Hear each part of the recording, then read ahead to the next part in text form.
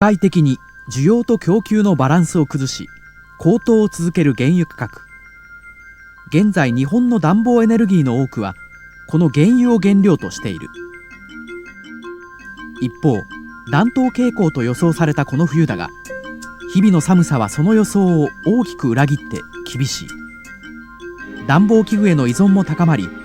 膨らむ燃料費が家計を圧迫する。可能性。そんな中で今大きな可能性を秘めた暖房器具が注目されている。薪を燃料とするストーブ、薪ストーブだ。技術の進歩によって排出する煙をきれいなものにする可能性、国土のおよそ 70% を占める森林をエネルギー資源とする可能性、家の中の空気をクリーンにして健康を守る可能性などなど、その可能性は多岐にわたる。そしてあるいはこれが一番大きな可能性なのかもしれない。空気と一緒に包み込むようなぬくもりが人々の体と心を一緒に温めてくれる。少し遠ざかっていた団らんが戻ってくる。今、ぬくもりの薪ストーブ、燃やして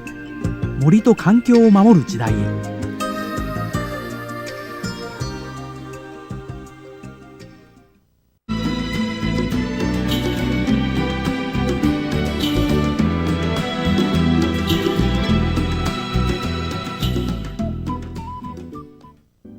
高崎市で建築材を扱う上野商店。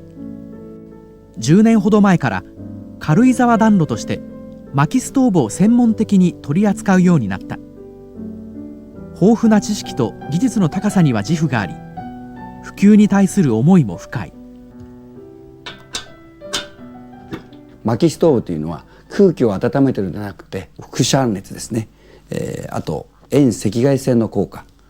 体の芯から温めてくれるというふうな効果があります。あと、生活のダストをですね、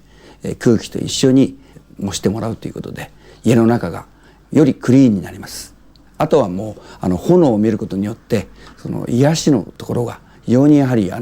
激務の人ほど非常にその炎を見ているとその非常に癒しが効果があってっていう形で忙しい方にストーブを入れてもらうって方が非常に多いです。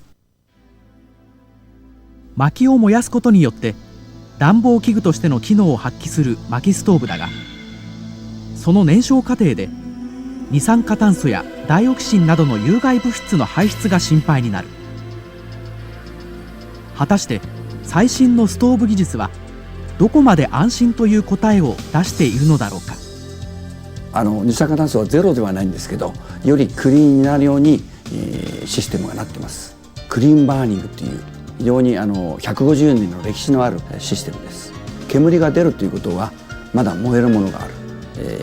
一次燃焼で燃えて、それがまたその残った煙をまたさらに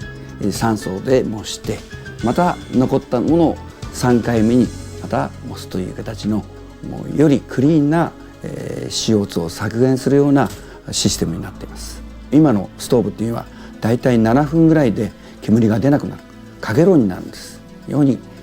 クリーンバーニングの一番得意とするところです。人々の心を豊かにし体にぬくもりを届ける薪ストーブ、その燃料となる薪を生み出す森林。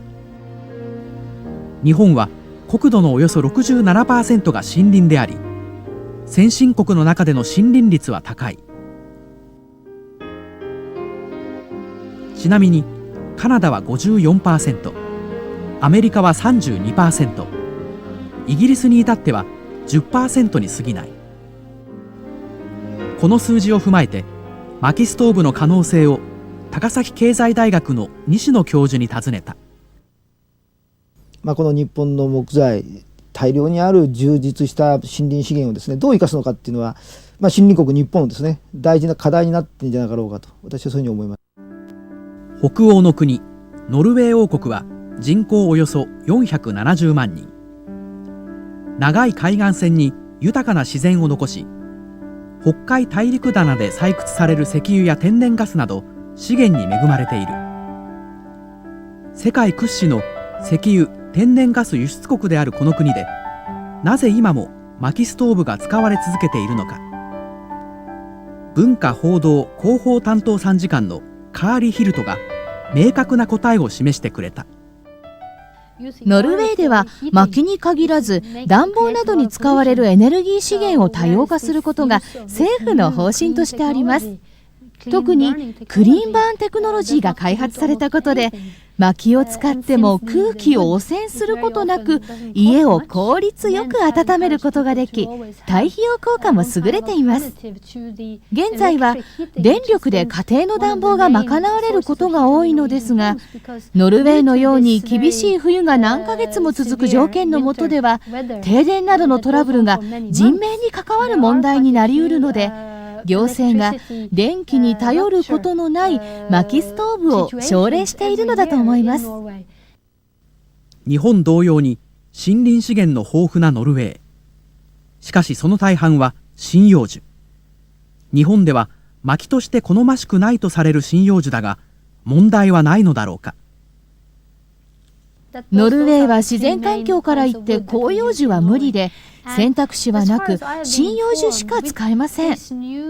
ただクリーンバーンテクノロジーができているので、木の種類よりは木に含まれる水分量が問題で、切ったばかりの木では60から 70% の水分があり、これを1年以上乾かすので、使う頃には 20% くらいの水分量になっているんです。この状態であれば薪として適しています。一般に薪ストーブの燃料としては比重の高い広葉樹が適していると言われている。カシやクヌギ、コナラなどがその代表で、杉やヒノキの針葉樹はあまり使われなかった。しかし日本でも燃焼能力の高い薪ストーブが開発されるなど、今針葉樹の可能性が大きく伸びている。私どももですね、人工乾燥した薪を15キロの段ボールに入れて全国に発売できるように、これからシステム作りをしようと思っています。ドイツで40万世帯と契約を販売している、そういう会社がありまして、それを日本の導入しまして、私どもがやれればなと思っています。日本の国土の木があるわけです。言い割りは別にして、それを使わないっていう方法はないと思います。食卓の団らんはぬくもりの団らんだ。薪ストーブならその主役を務めることが今でもできる。炎を見つめながら包み込まれるような空気の温かみを感じながら、薪という豊かな燃料資源に恵まれた群馬に、このストーブは身近な未来の可能性を、その大きさを示している。